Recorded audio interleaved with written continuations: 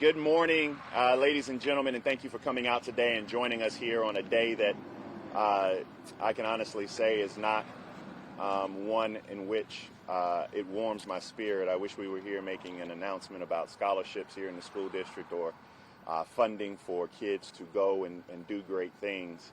But instead, we're here to talk about one of the more devastating incidents that I've ever seen as a lawyer. My name is Bakari Sellers. I'm from the Strom Law Firm in Columbia, South Carolina. That's Bakari Sellers, Sellers. To my left is, I don't want to say community activist because I believe that's too narrow of a term to describe her. But she's someone who always thinks about these young people first, in this community first, Dr. Candace Matthews. And whether or not you agree or disagree with the way that she may say something or do something, I always trust and believe that her heart and her mind are always in the right place. And to my right, I have Jonathan Jackson, who is one of the, if not the best plaintiff's lawyer, trial lawyer here in the area, and we went out and got him to help fill out our team. The only person that's not here is Harry Daniels, whom I do civil rights cases with around the country. I travel around the country and do civil rights cases, 1983 cases, etc. Have cases here in Texas and California, South Carolina, Florida, etc. But today I'm here because we represent a victim of human trafficking who will be known as Jane Doe. Jane Doe number one. Jane Doe was a student at the high school here at Klein ISD. Jane Doe was a victim of Miss Grigsby and her son Rico. Jane Doe made many efforts to cry out for help while being here at Klein ISD. Jane Doe, even before the age of 18, was withdrawn from school, not by her parents, but by administrators at Klein ISD. During that time, during her last year here, she was actually working the track here in the area.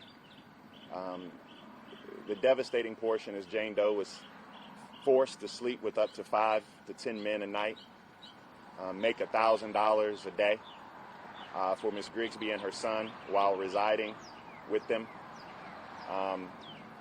As a father, I have never been more disturbed by the indifference shown by administrators here at the school. As you all know, this young lady was being trafficked some days while she actually was at Klein ISD. She showed up to school with bruises on her arm from Rico that were identified by a teacher. That report from the teacher, we believe, was made to administrators, assistant principals, and principals. And her reward for going through that trauma was that she was withdrawn from school, and she continued to work until she was dropped off back at home. This is, again, one of the more disturbing things. So today I'm asking for 3 things from you guys, and then I'll let Jonathan and Dr. Matthews say a few words. The first is we will be filing a lawsuit, a Title IX lawsuit against Klein ISD. That will be filed today. We'll be filing a lawsuit against Rico and his mother, Kedria, as a teacher at Klein ISD. We'll be filing violation of Jane Doe's civil rights against both of them. The unique part about this case are things that we found out. The Harris County Sheriff's Department has Jane Doe's cell phone. In that cell phone, there are transactions that she made with Johns via Zelle. There are communications and text messages she had with Johns. There are web pages and postings she had with Johns. We have over 100 Johns and tricks. That's what y'all call them in Texas? Yeah. Johns and tricks that Harris County Sheriff's Department has their information on. None of them have been charged. We're asking that they be charged because they were preying on minors on the track. We have reason to believe that some of them may have been employees or vendors of the Klein ISD. We also believe that some of them may have been members of law enforcement. But we're asking for that list of individuals to be published. We're asking for them to be charged. We're asking for all of the Johns and tricks who actually preyed on these young girls while they were students to be released by the Harris County Sheriff's Department. We also know that there was an investigation for a matter of months at the Hotel Royale that included Jane Doe and many others. We know that this investigation carried on by the Harris County Sheriff's Department for a matter of months prior to the arrest. The question we have is, if you knew minors were being trafficked, you knew they were in school, what communications did you have with Klein ISD? And even more importantly, what did the Klein ISD Police Department know, and when did they know it? So those are questions we have today before you, letting you know that we're filing suit as well. And I'll turn it over to Jonathan Jackson really quickly just to talk about the fact that we hope the community is vigilant in bringing in more young ladies. And then I'll turn it over to Dr. Matthews, and then we'll answer questions. Good morning. Good morning. Thank you all for being here. As Attorney Sellers said, I am Attorney Jonathan Jackson with J. Jackson Law Offices here in Houston, Texas. Right now, I just want to come and just plea out to the community, to the city, to everyone, anyone who may know something about what's been going on here. You know, our client, she's one of the most courageous young ladies I believe I've ever encountered. Just being able to have the courage and bravery to come forward and deal, come to terms with these such heinous acts that are carried out upon her, and it's important that we want to hold everyone accountable. Not only the institution that was set in place that was supposed to protect her, but also the victims. As Attorney Sellers said, there are several victims. No one has been brought to justice as of yet, but we're here to make sure that changes. So we just want to plea out, ask the community just to come forward. If there are any other victims that are out there, you're seeing this, you can remain anonymous, just like our current client. You won't have to be all over the news with your name everywhere. But just come talk to us. We can help you. We're here to help. We want to get redress for you as soon as possible. Reach out to me at my law office. You can reach us at 346-980-4600. Reach out to us as soon as possible. Give us a call. Somebody will be there to answer the phone 24/7. And thank you all. Dr. Matthews. Good morning. This is one day that I'm proud of being a national renowned human civil rights activist and advocate, because the community came to us. We were the ones who brought this story out.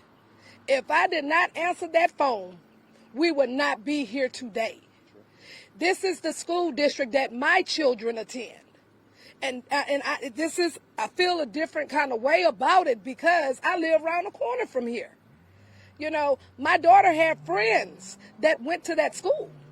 We have friends that's within the community. This is not where we want to raise our children in the community, to where our kids are being trafficked. Human trafficking is a serious, profitable crime. And this has happened right under our nose. And we felt betrayed by the Klein Independent School District because they lied not only to the media, they lied to us. And knowing us, how we get down, we had direct receipts to show that they were lying. So we want Klein ISD to be held accountable to the full extent of the law. And I'm just appalled of the Johns and the tricks that can be in law enforcement, that can be part of the school district.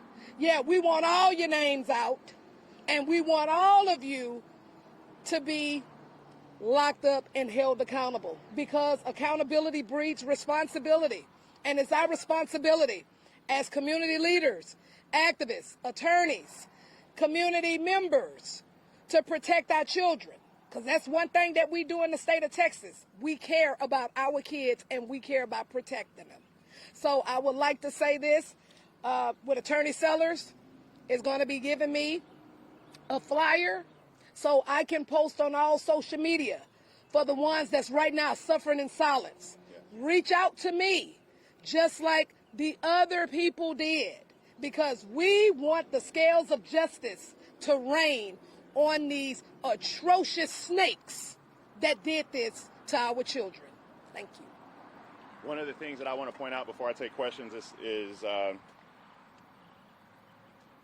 when you look back at many of the things that occurred, I believe that you all are all aware of a statement that came out from Klein ISD and the sheriff's and the Klein ISD police department when this initially occurred, that said that they did not learn about Grigsby's involvement until her arrest. I'm from South Carolina, and we call that a lie. Now, I don't know what you call it in Texas. A damn lie. A damn lie. We know for a fact that Ms. Grigsby's involvement was known months before her arrest. We know that that report was made to the school district months before that arrest. And so that misrepresentation to the public is one of the many failures that we know existed. And it's just a statement. People make mistakes all the time. But we use that as one of the facts, many facts that cascade going down, which left this Jane Doe. We believe that there are at least 8 or 9 young girls who were trafficked, and not all, I want to be clear, not all of them went to schools here in this particular school district. Some of them went to schools, to Humble, Texas. Some of them went in different school districts. But we're looking for all of these young ladies who are suffering in silence. Many of them are transient. Many of them are homeless. Many of them are runaways. I mean, just as a community, wrap your arms around them, and we'll do the best we can. We'll take a few questions. You mentioned that Jane Doe described her house wasn't yours. Who did she reach out to? So, one of the things that you realize is you're dealing with a teen who is under the duress of a pimp with various threats. I'm being extremely cautious with my words as to protect our identity as well. But one of the things that I would point to is the threats of violence, the threats of other harm, the control that she had. And I believe that instead of taking an overt act, in many instances, although there were some in this case, it's about what wasn't done. It's about the interventions that weren't taken. It's about the steps that didn't take. It's about treating this young black girl as just being angry or upset, not knowing the fact that she was literally sleeping with men every single night for money, getting beat up on the track every single night, working in hotels in the area, and then coming to school. I mean, so there was a ball dropped, and we will, there's a lot more information we'll find out, but very good question. You're saying that signs were ignored, her behaviors, her bruises, people could see that. And her bruises even on one incident were noticed. And her mother even reached out and said for them to do a wellness check. And we don't know if that occurred, but still, there wasn't much communication. How is she doing? I mean, I will tell you this: she is dope. Like she smiles. She's beautiful. She's smart. She didn't get any resources from Klein ISD, even after it was reported. Like, nobody reached out to her at all. But she's continuing her pursuit of getting her high school diploma. She wants to go to college. She wants to go to Harvard. I love her. So we're going to get her justice. Thank you for asking that question. Has the school reached out, said anything you can share with us? No, I don't think they will. I mean, I expect to hear from them. If we file it today, I expect to hear from them in 30 days.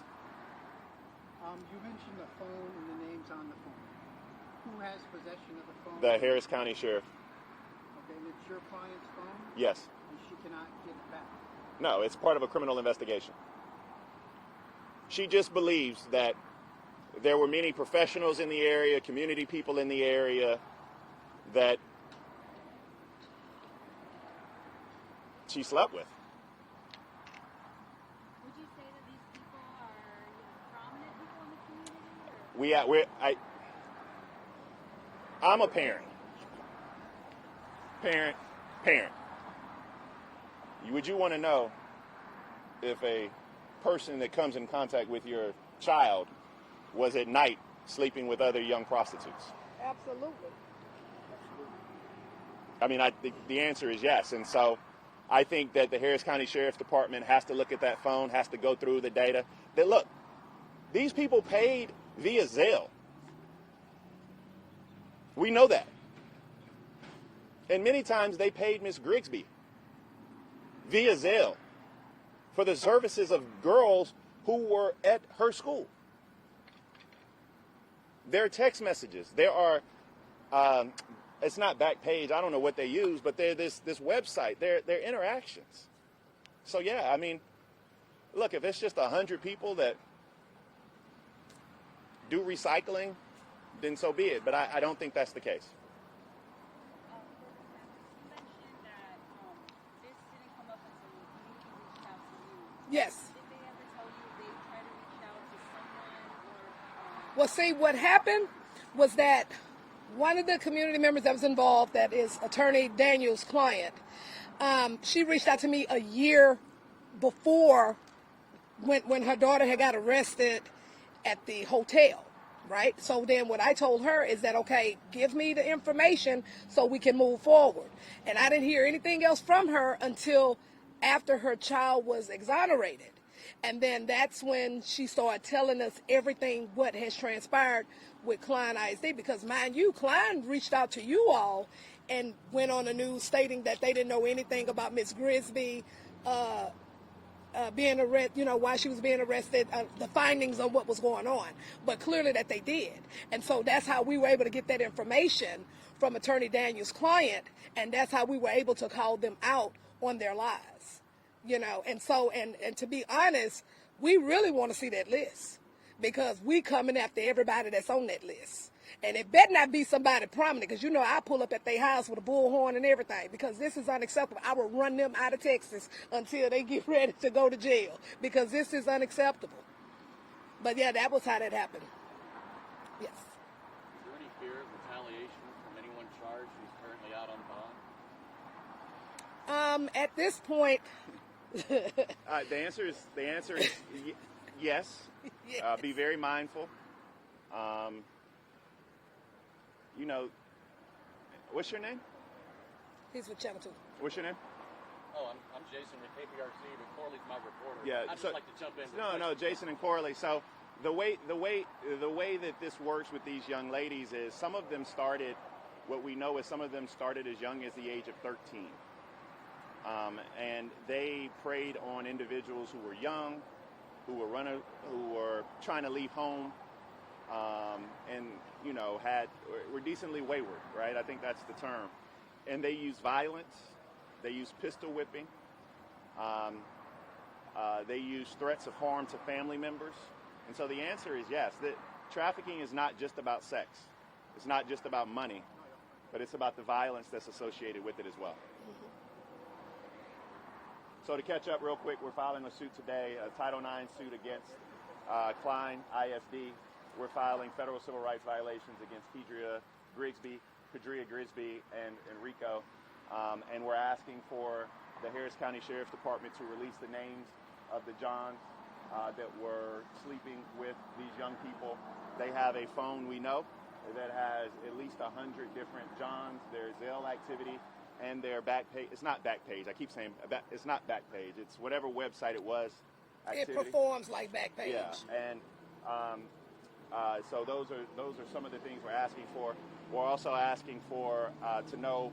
We know that the investigation into this sex trafficking ring was going on before the arrest was made. How long did Harris County know, and how long were they investigating this, knowing that there were young people who were in school who were these girls? And then what did the Klein ISD Police Department know, and when did they know it? And also, for any other victims that may be out there to come forward, we're here to help. Just please reach out to us. We can help you just like we're helping our current client.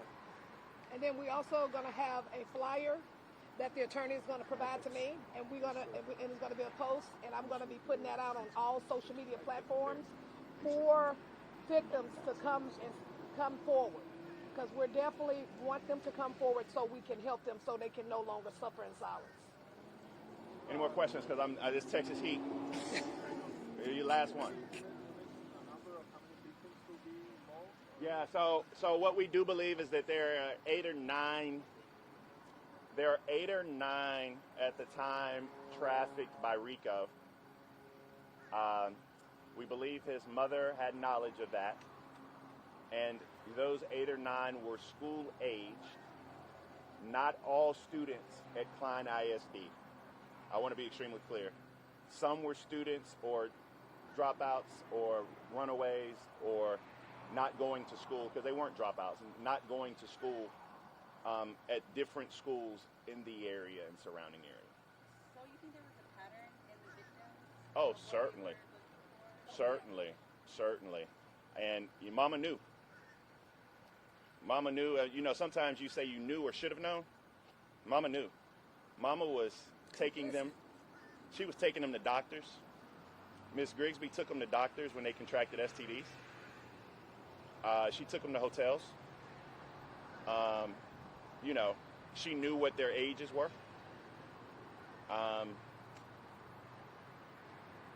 She herself was a part of some of the administrative processes that went on. So, yeah, there's no doubt in my mind that they had a type. I know you just said this, but what legal action is being taken? What kind of process is being done? These are federal civil rights claims. Suit be filed today, February. What's the date?